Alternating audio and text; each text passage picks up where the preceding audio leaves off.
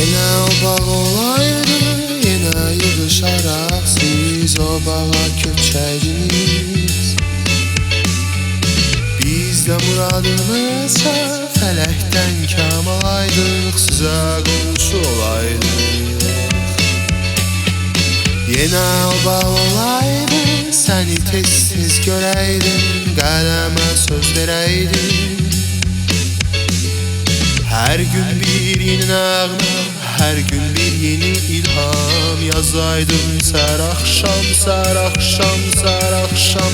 Arzuya bax sevgilim, tellərindən incəmi, söylə ürəyincəmi, söylə ürəyincəmi. Saçın kimi qıvrılan dalğalara dalaydım, dalı bilham, dalı bilham, dalı bilham alaydım. Arzuya bax sevgilim, tellerinden incəmi, söylə ürəyincəmi, söylə ürəyincəmi. Saçın kimi qıvrılan dalğalara dalaydım, dalı bilham alaydım, dalı bilham alaydım.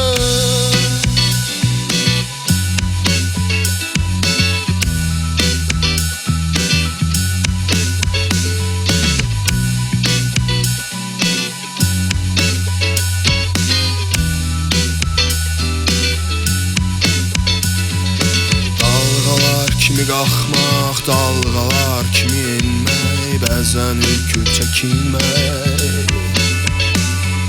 Hər dalğa bir kişnəyən bəyaz yallı at kimi, bizim bu həyat kimi. Dalğalar kimi qalxmaq, dalğalar kimi enmək, bəzən ürküb çəkinmək. Her dalga bir kişneyen beyaz yallı at kimi, bizim bu hayat kimi.